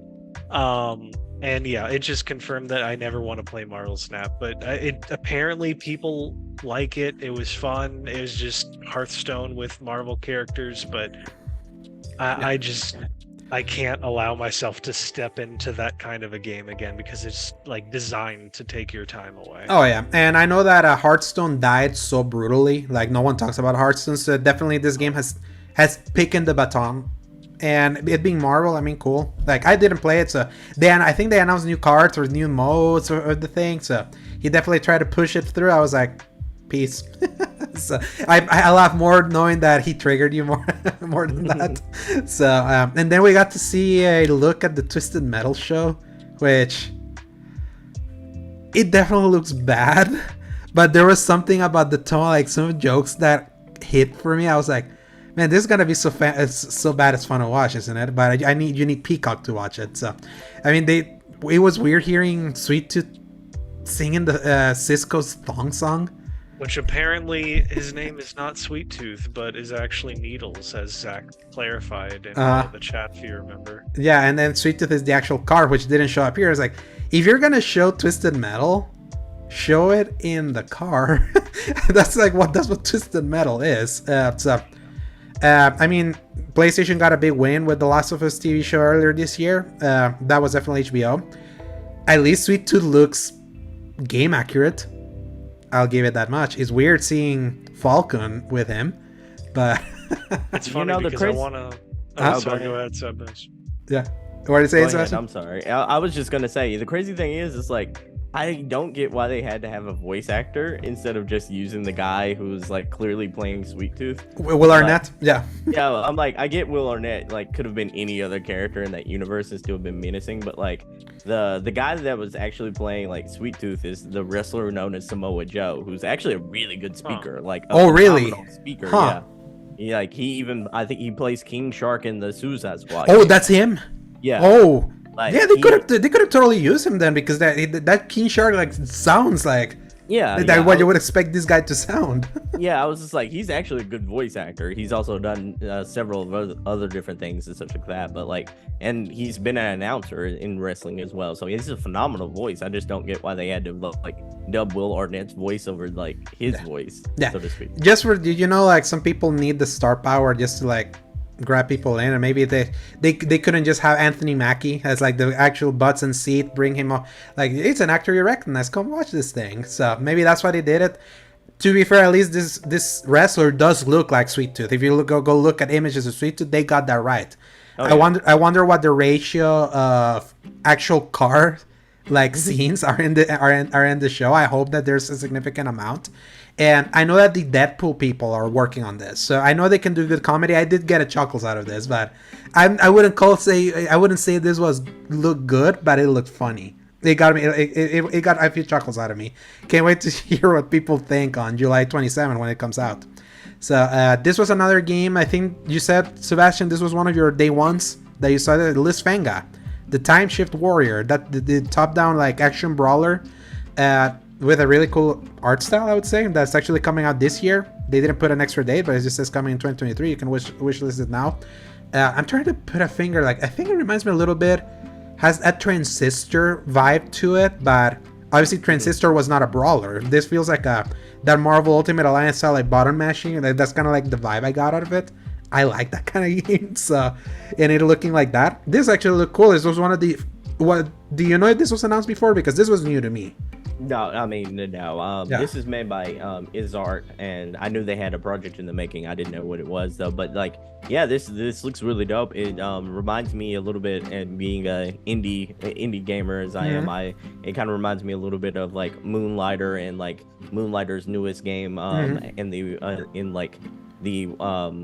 dang, now I was blanking on the name, but yeah, like it reminds me of Moonlighter's new game, The Maid Seeker, and such like that. Like, it kind of has that action kind of style, but I do love how like you can actually die and your old like counterpart is still in the fight, and it has like multiple time zones to where like each reincarnation of yourself kind of like is still fighting that same fight kind of going on, and I'm like, that's really cool. It adds like a roguelike element to this kind of gameplay, and I like that. I think that's creative. I've never seen anything Hades, like it definitely has like a little that isometrical like Hades style camera, but definitely not as cartoony as Hades, like that kind of like more picturesque animation that game has. I hope this comes to console, because it's just wishlisted for Steam. Like, I wish I could play more of this kind of game on like computer, or like obviously you're gonna play it on your Steam Deck. I wish I could have one of those. So, because it looks perfect for that kind of system. So does this did anything for you, Paul? I missed all of the gameplay of this, and I'm actually sad that I did, because after y'all's reactions to it, I went, wait a minute, I feel like I missed something good. And what y'all were talking about with the top down, which I realize is just like a really charming style nowadays. It just cuts out the middleman on a lot of stuff that when people thought they had to add like a 3D camera shift, you just ruined. Okay, ruin is not a right term. You just kind of homogenized a lot of what games could be made, and now it's games like this. Hopefully Diablo's success again reminds people that you can just do like a cool 3/4 view top down. That isometric view from the top. Yeah. And of course Hades helped a lot with people coming out of the woodwork like that, and I mean this clearly seems inspired by it, but I want to go back and look at it, and like you said, Alejandro, I'm hoping that it comes to console, because as it is right now, I'm probably not going to be able to play it. Yeah, especially because your PC is like, has your PC finally like crossed the threshold that it's just like not gonna be able to play a bunch of the games? It's in my house, but I haven't bothered to unpack it yet, both because of the lack of space and also just a lack of motivation to play anything on it. Makes It's sense. everything that I could do, I can do on my work computer, which is a laptop. So I'll just do that and then play everything else on a console, you know? That makes sense. I doubt this game is going to be very labor intensive on any sort of gaming rig you have, or even like PC you have. Yeah. It reminds me of like there's an indie called Batora that came out like earlier late last year, and like so many indies now have like that top down isometric view now, because they, like Paul was saying, it's easier to develop and it's also like cheaper on the budget and everything like that. So it's one of those things to where I'm like, we're gonna see a wave of games like this going forward, and I'm excited for that. Yeah, it's like this has always come in waves, because like Diablo was not just big just right now. Diablo's always been huge. It was just 2 long gaps of that, and then other kinds of games kind of coming and going. But yeah, top downs has always been like so popular. Like there's just something about that really appeals to a lot of gamers, and I'm just glad that you see it more like in the indie space now. You feel like more people are like getting like a hand on the cookie jar and doing their own thing with this thing. So yeah, Lisfang actually definitely look cool. And this other game to me actually looked cool, and I feel it's probably the best showing it's had since its reveal in last December, Immortals of Avium, the Magic style game that's made by former Call of Duty guys that's supposed to play like what you expect a Call of Duty game to be with like Magic. And this is the first time we actually saw uncut gameplay, like actually like with the HUD, like more like going through like a level and all that. It's crazy how many Magic games we got this year. We got Forspoken, then Hogwarts, and then this one. At least this one looks different than the other ones. It's a first-person shooter. And this is coming out. I'm gonna play this. I'm gonna play this now. I'm sold. I don't think this is gonna be a 10 out of 10. I think this. You don't need to. No, it doesn't. I think this possibly could be like sleeper hit. Yeah, this could be a new generation of this style of game. Like this could have like sort of like a cult like following. Sort of like what is the game, the time shifter first person shooter game that people want a third one of? Crap. Frick. Titanfall, yeah. Yeah, I think this could be like this generation's Titanfall. So it's so funny because this game comes from EA, who killed Titanfall. Yeah. So it's so weird thinking that Wild Hearts and this game are from EA.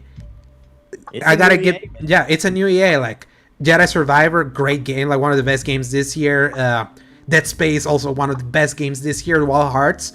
A lot of people really enjoy that as like a pseudo Monster Hunter. Even with Monster Hunter Rise making it to other systems this year, Wild Hearts was like, everyone was like, actually, don't sleep on Wild Hearts. It's like, it's legit. And now this is like, yes, please, EA, I hope that you're finding success in all this, because it's making you the most versatile, like more well-rounded publisher out of like the big three. Like Activision is just Call of Duty machine. Ubisoft was like live service nightmare forever until Prince of Persia finally gave me a little bit of hope that they're gonna try doing games that are not live service or just open world. So EA feels like the more well-rounded of the three right now, and that's actually really cool. And this is coming out on July 20th. So I feel, Paul, we may be done with Final Fantasy 16 by then. So y'all be polishing up that platinum by that time. Oh yeah. He will. Yeah, I will not. Well, remember, You're lucky that I have finished almost all of the games that I've bought this year. Yeah, this has been a real rare game. Like this is a rare year for you, Paul. That you actually beat a lot of the 20. They're actually really good games that I was already excited for, and they're not that long. Of the games that they're not that long. Yes, that's the big distinction as well. I agree. Yes. I'm reviewing Final Fantasy 16. Remember, there's hope. Let's see what happened with that one with the code. But I'm reviewing that, so of course it means I will have to beat it. So by the time we're done with that, and then we're in the middle of July, this seems like a cool one to be like, okay, we're in the middle of July. What do we want to play? We beat everything. It's hitting at the perfect time. I was telling Paul Sebastion that we're getting too spoiled this summer. Every other summer after this, it's gonna suck. Yeah, it's gonna suck. Like when we go back to the barren desert that was like 2022. It's insane comparing 2022 to 2023 summer this year. And the fall is no slouchy either. That's what's so cool. Is like the year is like constantly rewarding. And then after that, it was Fortnite Wilds. Fortnite is like a big snooze for me. It's like they were showing Optimus Prime. They had already revealed. I think it was leaked that Optimus was coming here. I don't know why it's called Wilds. Like that made it dinosaurs. Yeah, it made it seem like maybe it's like its own mode other than just the battle royale. They made a point of mistaking that it's a no build mode. Again, it's so funny. Like Fortnite became like more beloved by a lot more gamers when they ditched the building mechanic and just became like a pure shooter. It's so funny. But yeah, that comes out tomorrow. I've long like stopped caring about Fortnite, especially since my brother stopped playing. The only time that I cared about like looking what Fortnite was doing was when the creative suite with Unreal Engine 5 was released earlier this year, and people were making some wild creations. Like they recreated like a Call of Duty map in the engine. That was like, wow, it's insane that you could do that. Or someone did like a God of War style like fantasy game with the tools. I was like, man, this tool is insane. And speaking of fantasy, then the grand finale was Final Fantasy VII Rebirth. As soon as he said that at role-playing game that changed this, I was like, it's Final Fantasy. It's like that was Final Fantasy. Yeah, it had to be. Yeah, yes. Obviously, maybe I wonder if he was happy that Square Enix did the 7 days of teasing. Our game has a story. Our game has music. Our game has side. I'll just say like those. Go look at the Final Fantasy Rebirth tweet and see like the 7 days of like them showing updates. It's like the most. I don't know what they were thinking. What that was just so dumb. Like, and people were like clowning on it. Like in Keighley, it was like, yeah, breaking news. Final Fantasy has music. Breaking news. Final Fantasy has story. But as they did that, and but they're like, yeah, and then with this one, if you want to learn more about the game, it's gonna happen soon. I was like, today's Summer Gamefest.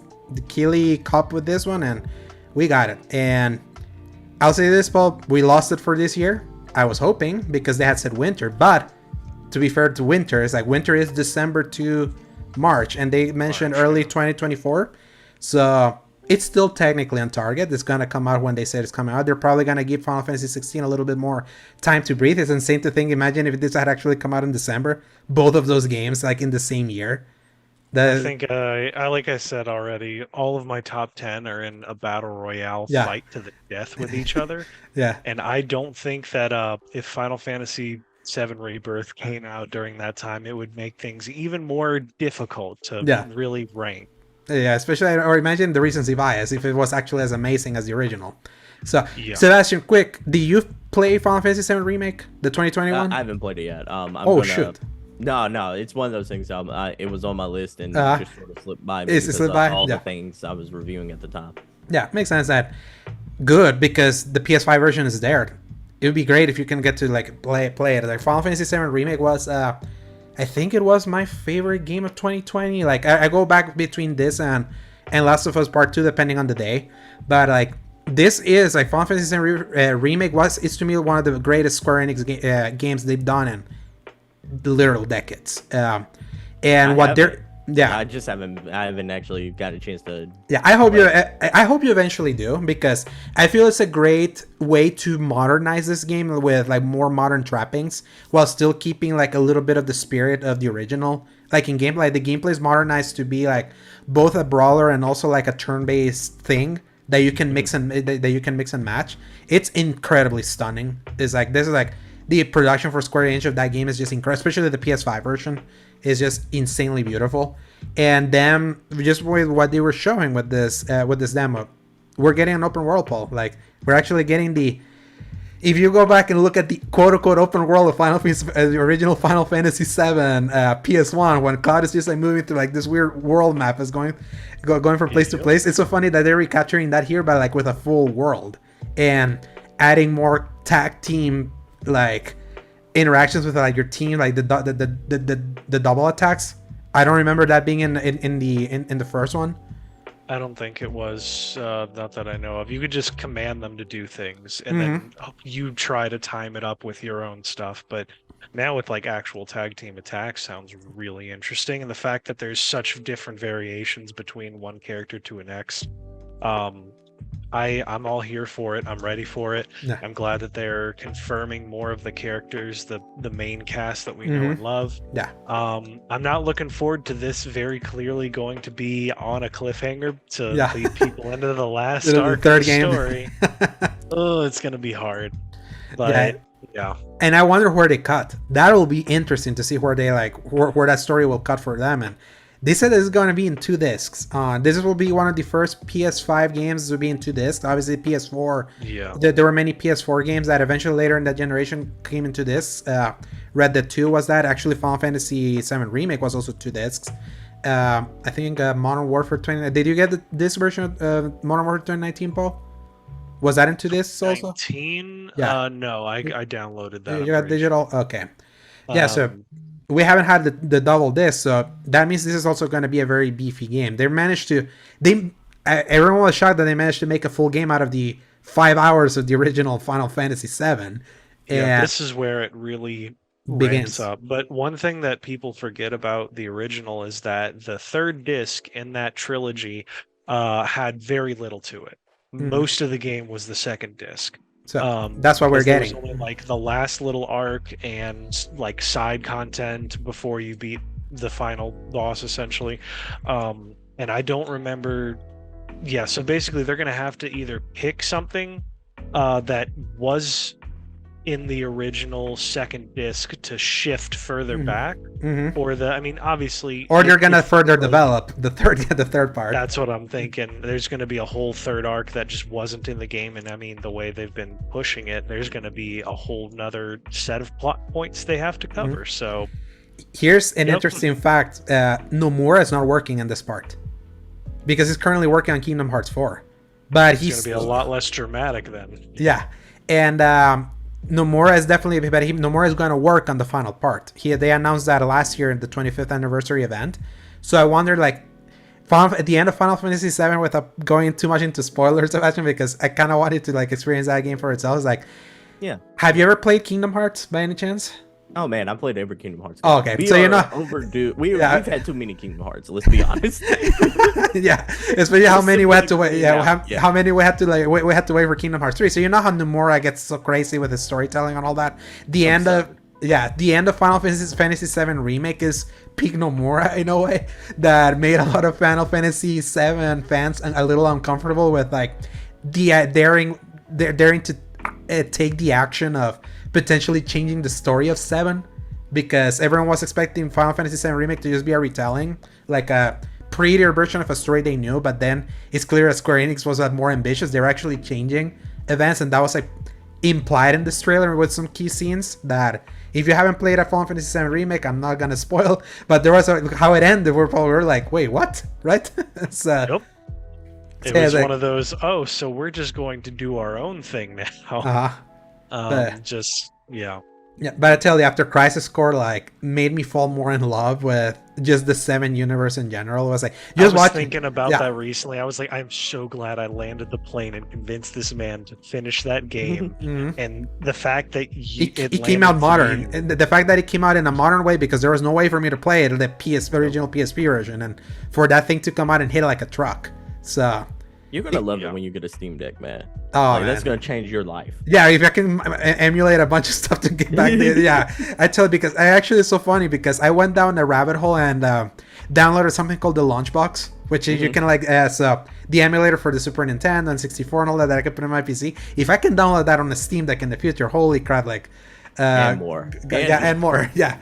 God bless me for that one. Or like, God forgive me for how much time I would miss out, because the Steam Deck is that malleable, right? Like you'll be able to put all of that.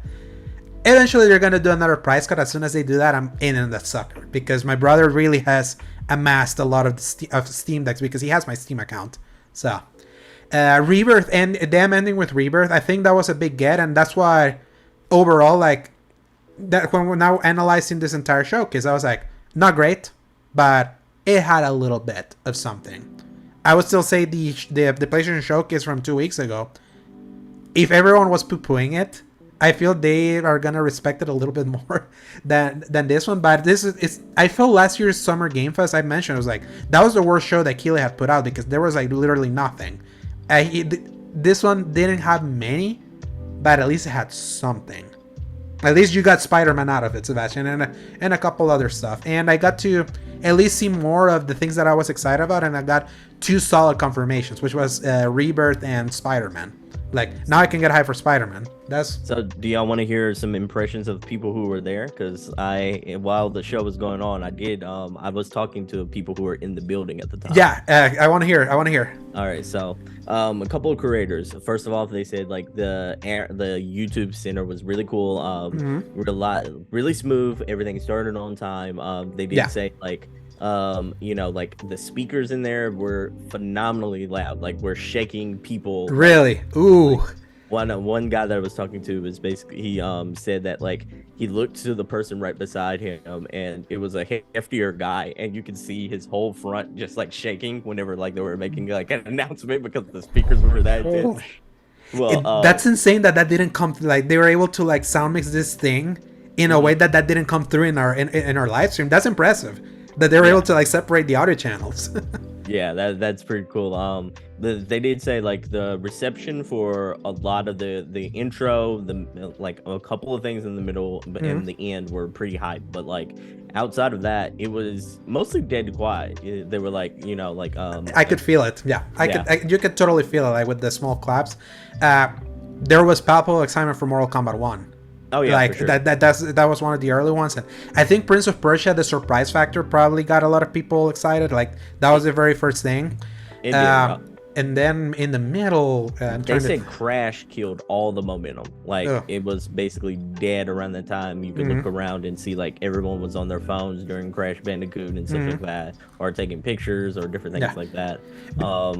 But then like a couple of them were saying that like the announcements that for Final Fantasy 7 or Final Fantasy 7 Part 2 and Final Fantasy 7 Part 2, Spider-Man, and a lot of and the two announcements at the beginning were probably the main things that people actually yelled about. Like everything else was basically kind of like mild, if not just basically there's nothing burgers. And it's interesting that you could hear it, and even that this is one of the fears that you could feel the energy. Like as soon as Spider-Man popped, I heard like the shouts. Those came through like in the microphone. So everyone got their few, and at the very least, a lot of those people that are there are actually gonna play some games. So that's kind of like the catch-22 of the people that maybe went there, maybe were not as impressed with the show, not impressed with the showcase, because obviously this was mid-tier. Like obviously I've seen way worse showcases, but they're gonna go try some games, so that's gonna like wash out from them like quickly. And we got more showcases coming.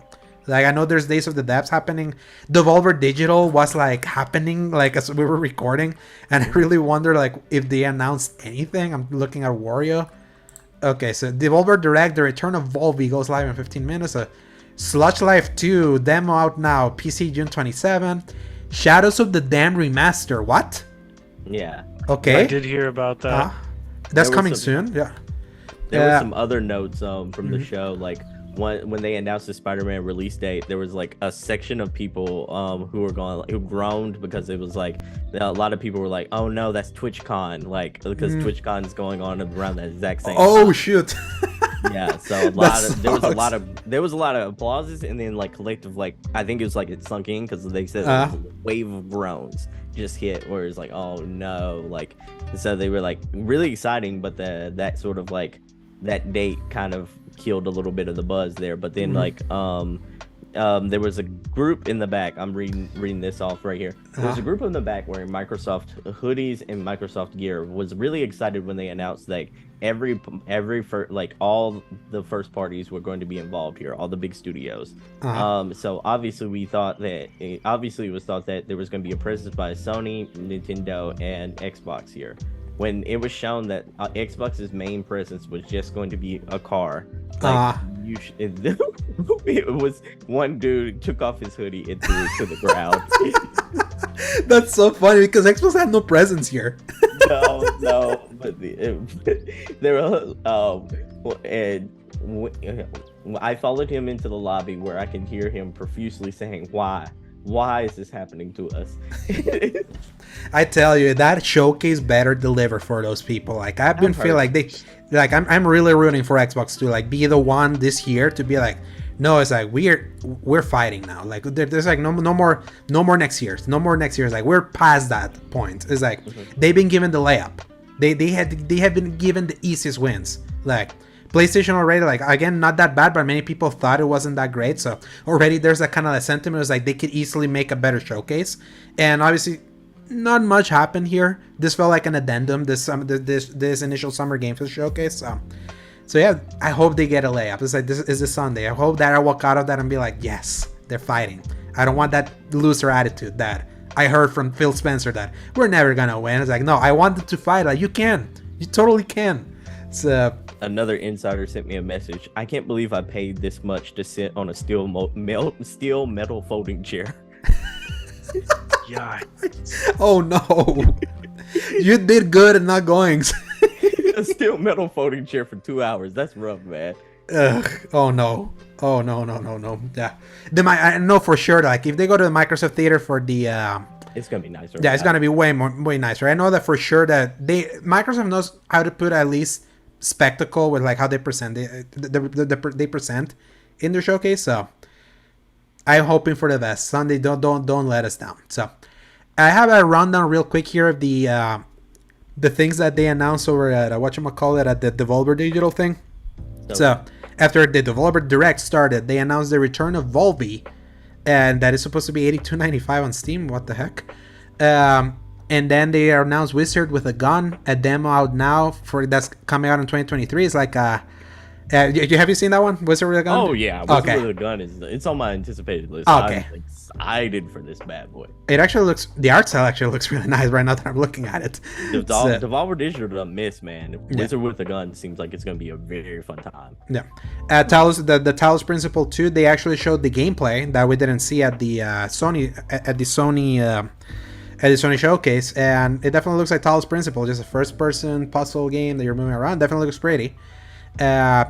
Baby Steps coming in 2024. This is an interesting looking game where apparently you're moving around and barefoot and like weird things. You're like a fat guy. That's from the Ape Out creators. Is it really? Yeah. Okay, that makes more sense. Human Fall Flat. Human Fall Flat 2. That was a game announcement.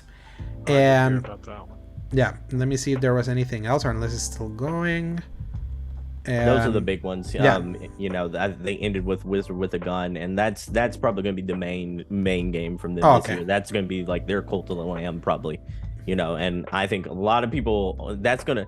And put it like this: if like this year wasn't so big, that would be this year's like Cult of the Lamb Stripe moment, where like a lot of the industry would be playing that game. A really good indie that managed to hit at a point of massive famish. Yeah, there's something else that I just found out about that got leaked ahead of the Xbox conference. Oh, well, I want to hear. I want to know what it is. Yeah, it's a full Persona 3 remake. The Reloaded. Reloaded. Yeah. Okay.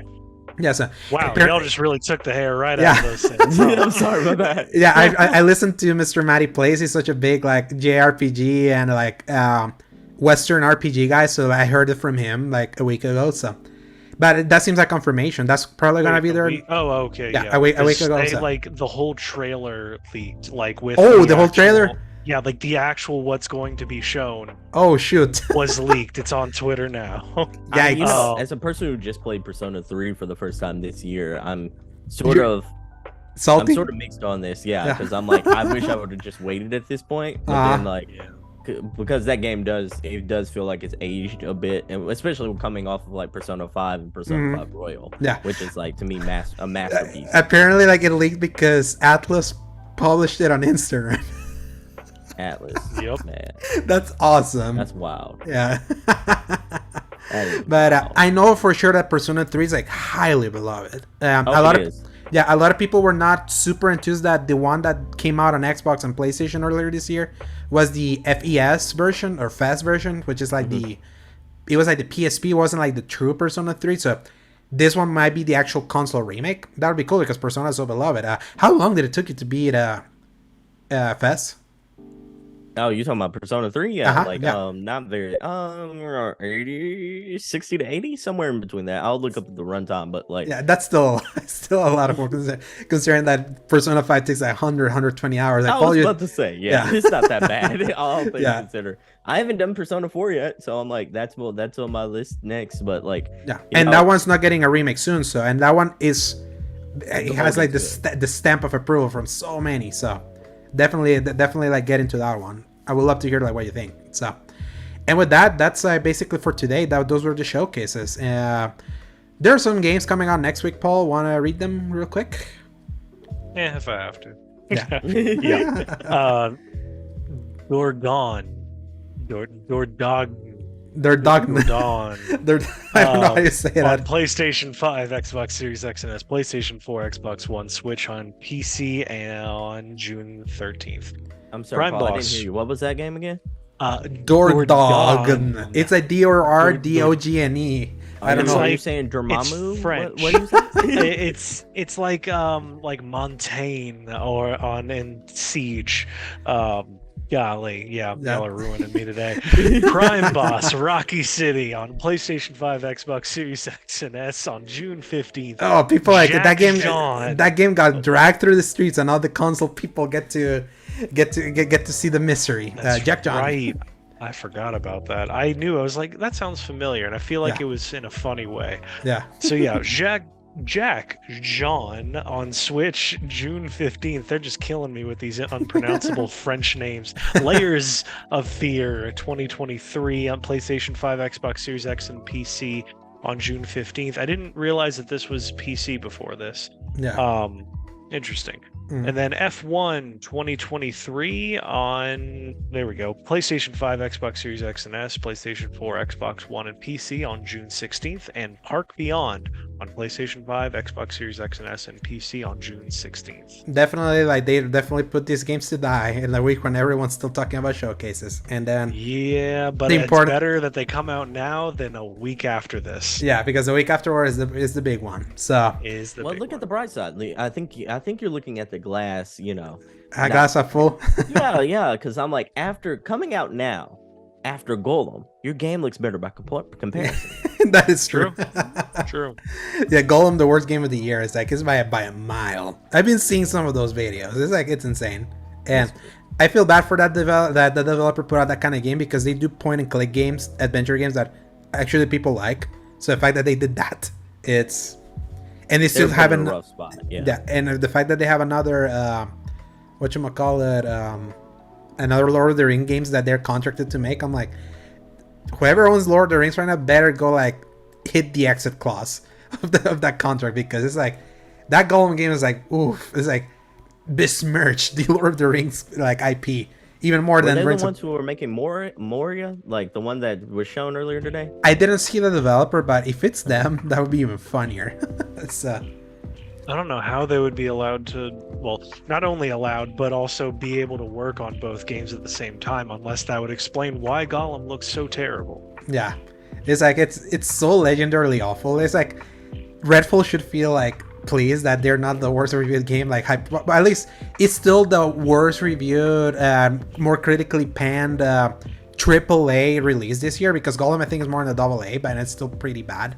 Because Crime Boss Rocky City, obviously that one got dragged through the streets and it got lynched heavily in late March. But that's not like a big profile game. That felt like a fun, when you looked at it, like a fun AA. So I would call it, considering the amount of actors that were in it, I would at least call it at least slightly high profile. I mean, you don't get like Chuck Norris to rise out of the bed for anything. Yeah, they definitely pointed the money for that game definitely was on getting all those actors. Yeah, but next so there's no other showcase until Sunday, I think. So Sunday Microsoft goes, and then on Monday is both Capcom and Ubisoft. Nintendo apparently they're not gonna show up at all. They might show up in July. Interesting. They're gonna sit back and sleep very soundly on their bed of money from Tears of the Kingdom. That continues. And they're gonna wait until they feel like it. Oh yeah. From what I've heard, like we might get a mini like a showcase just on Pikmin. Yeah, it would make sense, because sometimes that's supposed to come out in July. Mm-hmm. July. It's another July game. So. Oh man, developers take note. You can't release games on May, June, and July and be highly successful, because even though people go and take the sun of the summer, they still want to play games. So, and with that, show over. Paul, where can people find you? As always, y'all can find me at Dork of Art on Twitter. and very rarely on YouTube at the same name. I have been posting. Well, I was posting Tears of the Kingdom gameplay videos and screenshots, and then I just stopped because it's a really frustrating process to upload things sometimes. Yeah, with the Switch, yeah. Yeah, like, no joke. But now that I'm playing Diablo and Street Fighter, I mean, Diablo's not exactly a big breakable clip that moment, yeah. Or breakable, but also unless it means that you want to be able to play the game at all, and they break the game on you saying, haha, psych, you can't play the game for 6 hours. But Street Fighter, I'm really interested in saving little gameplay moments of that when I feel actually competent enough to play online, when the game lets me play online. I'm sensing a trend here, guys. Yeah, online stability is like, what else is new? So, Sebastion, where can people find you? Man, you can find me at the Single Player Experience Podcast, the premier podcast where single-player gamers can find out about good single-player games to play. It's on all your favorite platforms where you enjoy podcasts. And, you know, you can find me at Sebastion PNR on all the Twitter and all that kind of stuff anyways. Yeah, I'm not going to be playing Diablo right now. I'm not going to be playing, like, Zelda Tears of the Kingdom, but I will be raiding Asgard as Tiny Thor lately. That is a game that I'm currently. I heard about that. Tiny Thor? Yeah. Oh, let's go. Tiny Thor it's up there. It's pretty fun. Yeah, it's a good time. I'm enjoying what I've been playing of it. It might be one of my favorite like platformers this year, and it has like a system to where you know how you can throw like the. Did we lose him? If we lost him? Oh, we lost him. Oh no. You know when you throw the... Yeah. You gotta know. Yeah. Wait. And here's the image. We got him back. Yeah. Hey. That was so funny. We lost you for a little bit. And are you muted? No, I'm okay. There you go. Now, right? There you go. Like, yeah, you're right. It's like it said nope, and yeah. I'm like. Oh, we lost. Yeah. This was like the perfect, like the perfect moment of being like, wrap it up, guys. Sorry about that. I know. It's so funny that happened. Like you're because you got disconnected, but then came back, and then like all the internet problems right at the end. But hey, it's the end of the show, and we lost you again. With that, yeah, you can find me. You can find me at _Dorsegovia on Twitter, Alejandro Segovia 93 on Instagram, and my written content over at seasongaming.com, and someday again at thecriticalcorner.com. So, all right, Sebastion. Hopefully, I actually finished the Forspoken DLC. So, whenever you want to do that Forspoken episode, let me know. Yeah, for sure. We'll do. And Paul, always a pleasure. Enjoy the rest of your night, and everyone else, have fun for the rest of this month. Hopefully we get more cooler announcements by the time we record next week. Stay healthy, stay active, and play some games, and press X to play. Night, everybody. Adios.